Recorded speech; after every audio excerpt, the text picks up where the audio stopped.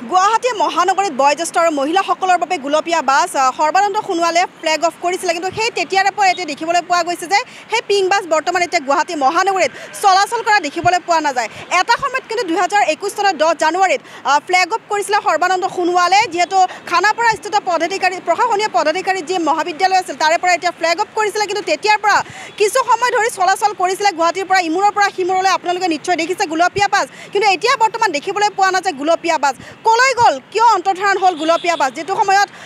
মহিলা আৰু বয়োজ্যেষ্ঠ লোকসকলৰ সম্পূৰ্ণ বিনামূলীয়াভাৱে 25খনকৈ এই গুলপীয়া বাছ দিয়া হৈছিল যাতে কোনো ধৰণৰ বয়োজ্যেষ্ঠ আৰু মহিলাসকলৰ কোনো ধৰণৰ যাতে অসুবিধাৰ সন্মুখীন নহয় তাৰ বাবে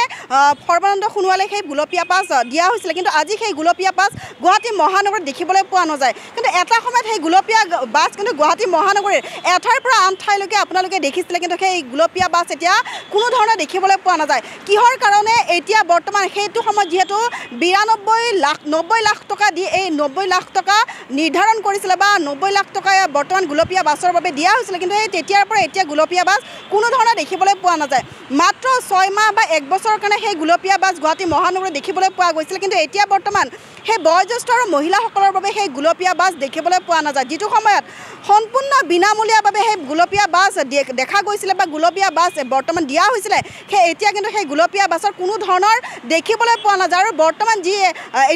যি বৰ্তমান অভাৱনীয় এক পৰিস্থিতি দেখিবলৈ পোৱা গৈছে বা যি ধৰণৰ মূল্য বৃদ্ধি হৈছে সেই সময়ত কিন্তু এই মূল্য বৃদ্ধি বা সকলো সময় চাই চিতি কিন্তু বয়োজ্যেষ্ঠ আৰু মহিলাসকলৰ বাবে যাতে কোনো ধৰণৰ অসুবিধাৰ সন্মুখীন নহয় তাৰ বাবে সেই গুলপীয়া বাছ দিয়া হৈছিল কিন্তু আজি সেই গুলপীয়া বাছ দেখা যোৱা নাই কিহৰ কাৰণে ইমান কোটি কোটি টকা ব্যয় কৰি চৰকাৰে যি গুলপীয়া বাছ দিয়া হৈছিল কিন্তু সেই এতিয়া বৰ্তমান গুলপীয়া বাছ কোনো ধৰণে দেখিবলৈ পোৱা নাযায় এই গুলপীয়া বাছৰ বাবে যেহেতু ইমান কোটি টকা ব্যয় কৰি যেহেতু সৰ্বানন্দ সোণোৱালে ফ্লেগ অফ কৰিছিলে তেওঁ যেহেতু মহিলা আৰু বয়োজ্যেষ্ঠৰ বাবে এই গুলপীয়া বাছ দিয়া হৈছিল কিন্তু এইটো কিছু সময় সেই গুলপীয়া বাছ চলাচল কৰিছিল কিন্তু আজি পৰ্যন্ত সেই গুলপীয়া বাছ কোনো ধৰণৰ দেখিবলৈ পোৱা যোৱা নাই যেহেতু এতিয়া বৰ্তমান সেই গুলপীয়া বাছৰ বাবে এতিয়া চৰকাৰে কি ব্যৱস্থা ল'ব বা চৰকাৰখনে এই গুলপীয়া বাছৰ যি মহিলাসকলৰ বাবে সম্পূৰ্ণভাৱে বিনামূলীয়া আছিলে সেই মহিলা বা বয়োজ্যেষ্ঠ লোকসকলৰ বাবে এতিয়া বৰ্তমান চৰকাৰে কি ব্যৱস্থা ক'ব সেয়া আমি পৰৱৰ্তী সময়ত দেখুৱাবলৈ চেষ্টা কৰিম চাই থাকিব এনি ভাৰত 24 অভিনয় কৰাৰ হেঁপাহ আপুনি পঢ়ি ৰাখিছে নেকি আপোনাৰ অভিনয় কৰাৰ অভিজ্ঞতা নাই কোনো কথা নাই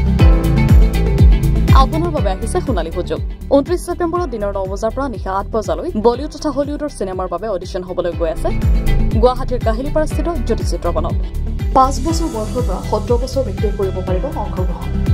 পঞ্জীয়ন হ'ব বিনামূলীয়া নিৰ্দিষ্ট ৱেবছাইটত কৰিব পাৰিব আবেদন